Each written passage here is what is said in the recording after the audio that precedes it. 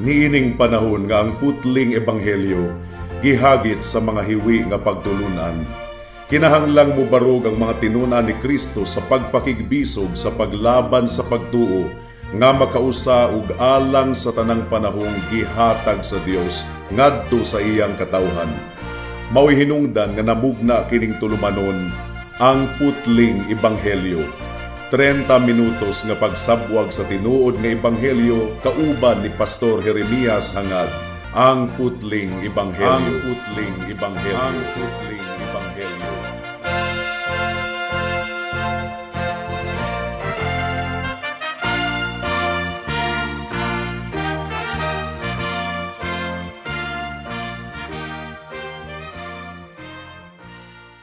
Special greetings sa tanang mga regular nga tigpaminawan sa atong panagsibya dinhi sa kahanginan ug espesyal usab nga pagpanimbaya sa akong 97 years old nga lolo nga si Lolo Isabelo Lauri Sr. ug sa akong 74 years old nga nanay nga si Nanay Kunsing nga naminaw karon. Alang sa pagpamalandong sa pulong sa Ginoo, please turn with me to Romans chapter 8 verse 14 hangtod sa 16. Ang giingon dinhi: tungod kay ang tanang gimanduan sa Espiritu sa Dios, mga anak sa Dios. Tungod kay wala kamo makadawat sa Espiritu sa pagkaulipon aron mahulog pag-usab sa kahadlok. Apan nakadawat kamo sa Espiritu sa pagsagup, ingon nga mga anak nga pinaagi kaniya mutawag kita og Aba, Amahan. Ang Espiritu nagsaksi uban sa atong espiritu nga kita mga anak sa Dios. May the Lord bless the proclamation of His word at this moment. Review una kita kadali mga kaigsuunan sa bersikulo 9 hangtod sa bersikulo 12 gibungat ni Apostle Paul ang duha ka mga prinsipyo sa Kristyanismo. Una, kung ikaw Kristohanon, anaa kanimo ang balaang espiritu nagpuyo diha kanimo. Mo kini gipasabot sa Romans chapter 8 verse 9. Ang giingon dinhi, apan kamo wala na diha sa unod kundili anaa na sa espiritu, kung tinuod gayod nga ang Espiritu sa Dios nagpuyo diha kaninyo. Si bisan kinsa nga wala kaniya ang Espiritu ni Kristo, dili iya kaniya. Ang ikaduhang prinsipyo mao kini, kung anaa kanimo ang balaang Espiritu nagpuyo sa imong kinabuhi, dili ka magpadayon sa pagtagbaw sa tinguha sa imong unod. Mo kini ang gipasabot sa verse 11 hangtod sa 12. Ang giingon dinhi, kung ang Espiritu niya nga nagbanhaw pag-usab kang Kristo gikan sa mga patay nagpuyo diha kaninyo, siya nga mibanhaw kang Kristo gikan sa mga patay maghatag usab og kinabuhi sa inyong mga mortal nga lawas pinaagi sa iyang Espiritu nga nagpuyo diha kaninyo. Busa karon mga igsuon, mga utangan kita dili sa unod aron magkinabuhi sumala sa unod. Mukadto ang duha ka prinsipyo sa Kristyanismo. Ang atong kinabuhi mga kaigsuunan nagtestimonyo kung unsa gayud kita. Ang giingon sa verse 13, tungod kay kung magkinabuhi kamo sumala sa unod, mamatay kamo. Apan kung kamo pinaagi sa espiritu magapatay sa mga buhat sa lawas, mabuhi kamo. Ang buot ipasabot niini mga kaigsuunan alang sa mga tawo nga nagtinguha nga tagbawon ang ilang unod, muatubang gayod ug kamatayon nga walay katapusan. Mao kini ang pagkalaglag sa kalag. Apan ang mga tawo nga naninguha nga patyon ang unod, ang dikta sa unod, pinaagi sa gahom sa balaang espiritu, makabaton sila og kinabuhing walay katapusan. Sa atong pagsulod sa verse 14 hangtod sa 15 sa atong pamalandong, makita nato ang ikatulo nga prinsipyo sa Kristyanismo. Ug ang ikatulo nga prinsipyo mao kini: ang mga tawo nga nahisakop diha kang Kristo ug gimanduan sa balaang espiritu, sila lamang ang mga giisip nga mga anak sa Dios. Mao kini ang giingon sa verse 14.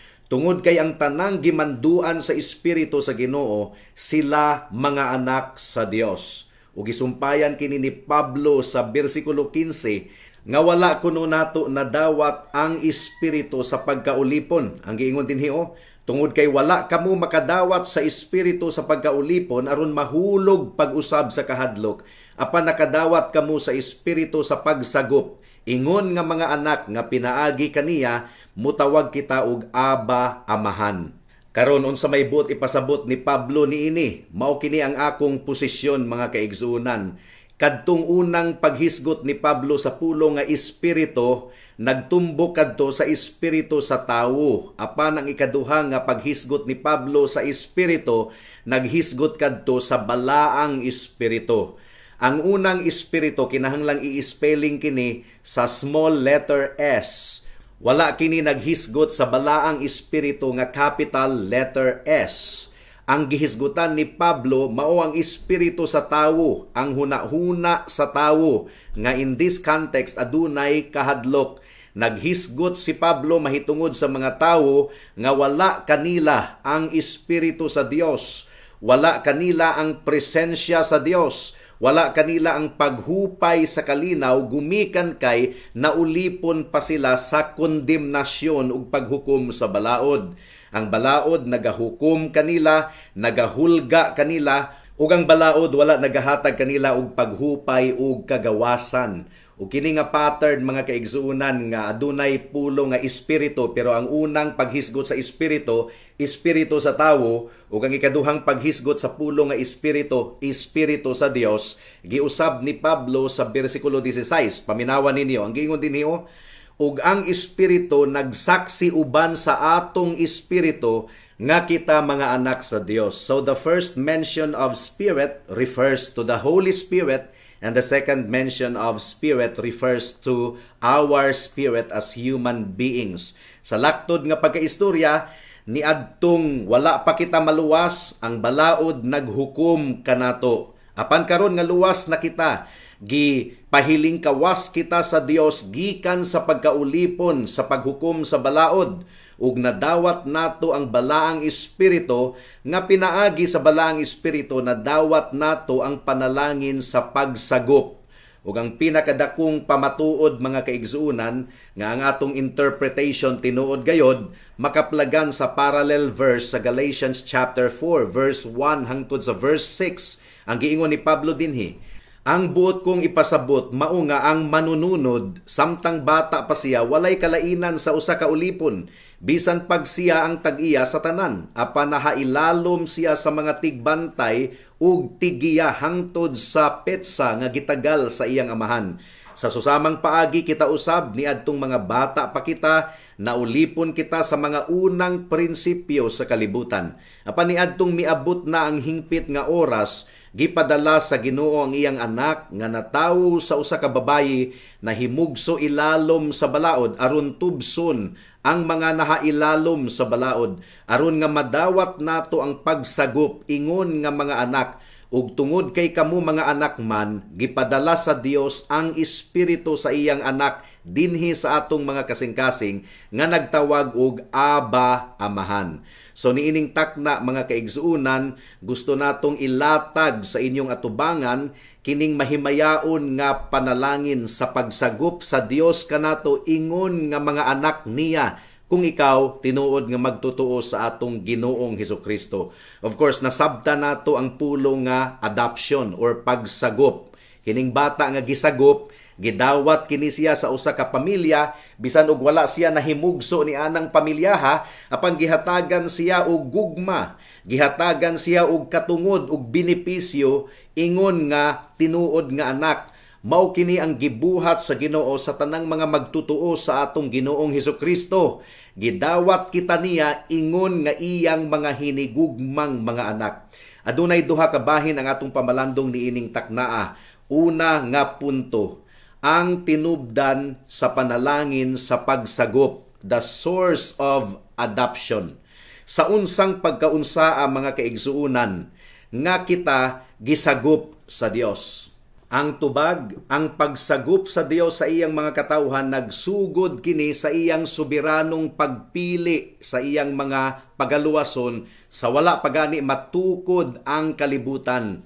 Gipasabot kini ni Pablo sa 2 Thessalonians chapter 2 verse 13. Ang giingon dinhi, apan kinahanglang kanunay kami nga magpasalamat sa Dios alang kaninyo, mga igsuong hinigugma sa atong Ginoo, tungod kay gipili kamo sa Dios ingon nga mga unang bunga aron maluwas pinaagi sa paghimong balaan, pinaagi sa espiritu ug sa pagtuo diha sa kamatuoran. Ug gipasabot ni Pablo mga kaigsuonan sa Ephesians chapter 1 verse 4 to 5 nga ang pagpili sa Ginoo sa iyang mga katawhan gibuhat niya kini sa wala pagani matukod ang kalibutan. Ang giingon dinhi bisan pa sa susamang pagpili niya kanato diha kaniya sa wala pa matukod ang kalibutan aron kita mahimong balaan ug walay buling sa iyang atubangan. Diha sa gugma gitagana na kitang daan alang sa pagsagup ngadto sa iyang kaugalingon. Ingon nga mga anak, pinaagi kang Hesukristo sumala sa katuyuan sa iyang kabubuton. Kini nga pagpili sa Dios sa iyang mga katawhan, gidemonstrate kini sa Ginoo sa daang tugon. For example, sa kadaghan sa tanang mga katawhan sa kalibutan, gipili sa Ginoo si Abraham.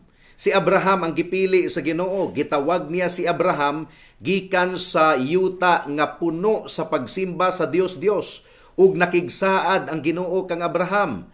And then sa duha ka mga anak ni Abraham, gipili niya si Isaac. Wala niya pilia si Ismael. And then sa duha ka mga anak ni Isaac, mga kaigsuunan, gipili sa Dios si Jacob, dili si Esau or Iso, kundili si Jacob. Sama sa gikutlo ni Pablo sa Romans chapter 13. Ang giingon dinhi, sama sa nahasulat, si Jacob akong gihigugma apan si Iso akong gidumtan. And then pinaagi kang Jacob, mga kaigsuunan, gituboy sa Ginoo ang 12 ka tribo sa Israel. Kining tanan nahitabo pinaagi sa soberanong pagpili sa Dios. This is the doctrine of election.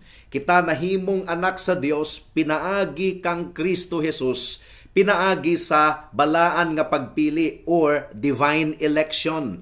Ang giingon sa Ephesians chapter 1 verse 5 to 6, gitagana na kitang daan alang sa pagsagup ngadto sa iyang kaugalingon.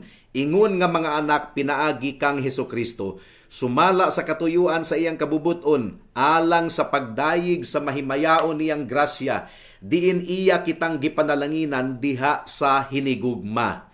Mga kahigalaan, kini nga pagpili ngadto sa pagsagup, ingon nga mga anak sa Dios, wala kini kondisyon, unconditional kini. Ang buot ipasabot mga kahigalaan, walay maayo nga rika nato nga nakita sa Dios nga mao ang nag-aghat kaniya nga pakitaan kita og pabor. No, there is nothing of value. Sa tinuod lang mga kaigsuunan, mga kaaway kita sa Dios kaniadto. Dili kita mga matarong. Romans chapter 3 verse 10 hangtod sa 12. Ang giingon dinhi, walay matarong, wala bisag usa. Walay nakasabot, walay nangita sa Ginoo. Ang tanan mitipas, dungan silang tanan, nahimo silang walay pulos, walay nagbuhat og matarong, wala bisag usa. Ikaduha, mga kaigsuunan, kini nga bililhon nga kamatuoran sa pagsagup sa Dios sa iyang mga katawhan, nahimo kining posible pinaagi sa kamatayon sa atong Ginoong Hesukristo, pinaagi sa pag-ula niya sa iyang dugo.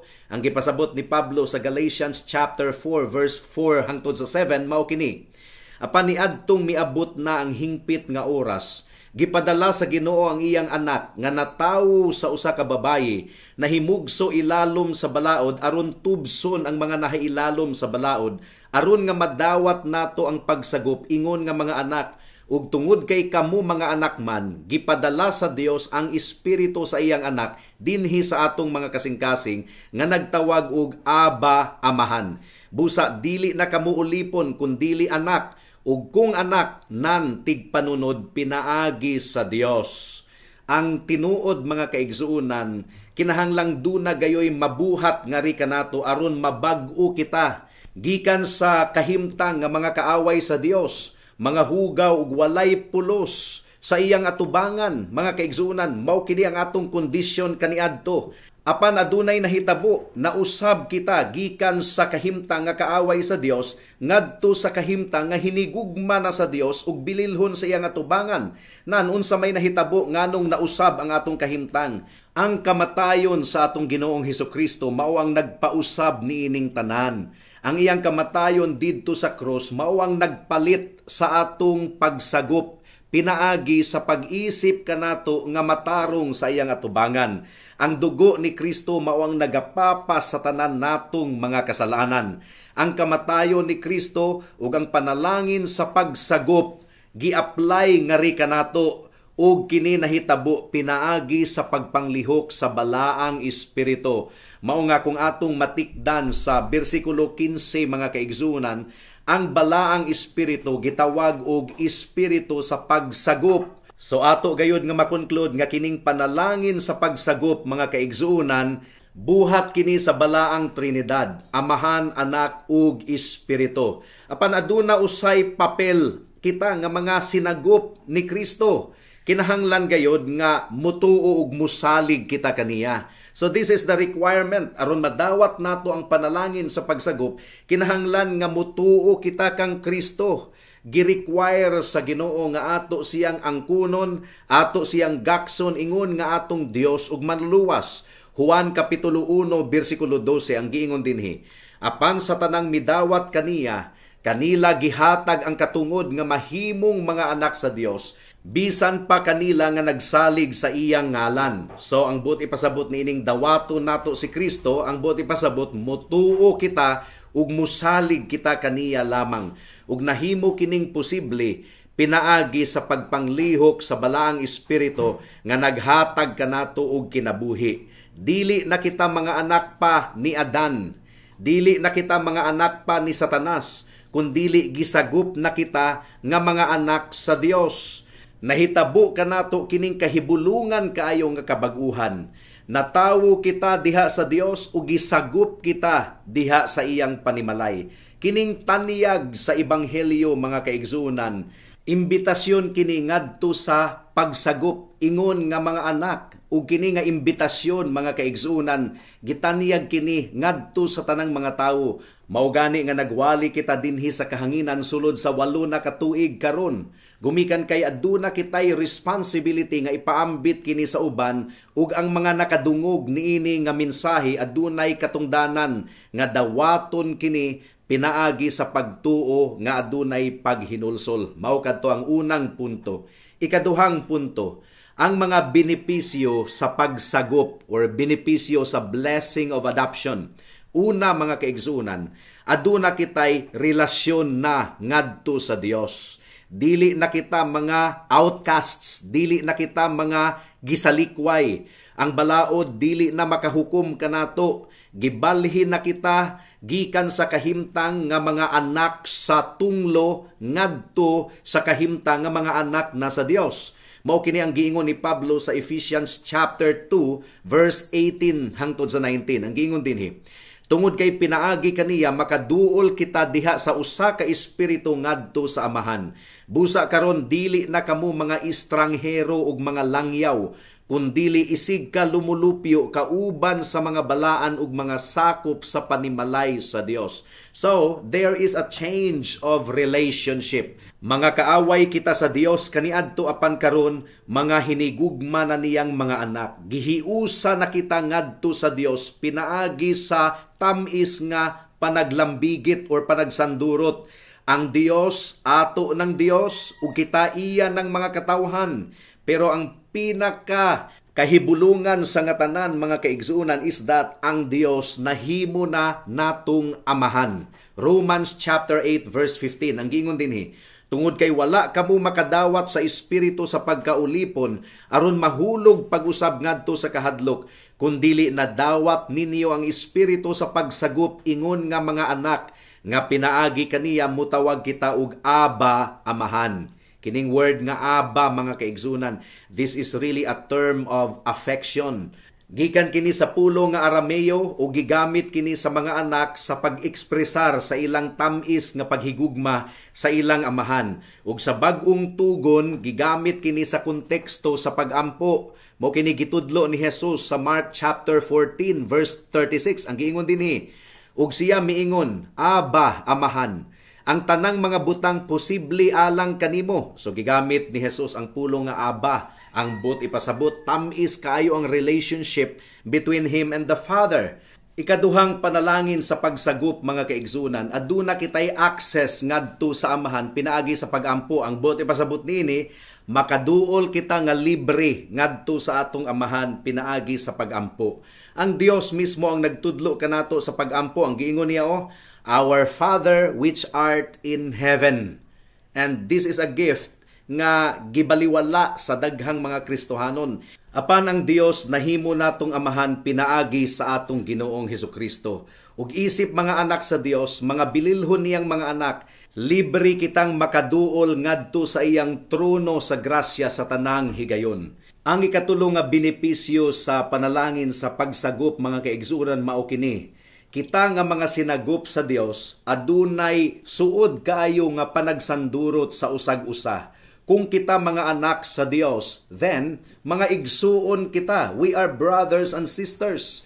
Kita gibugko sa Ginoo ngadto sa usa ka pinasahi nga panimalay.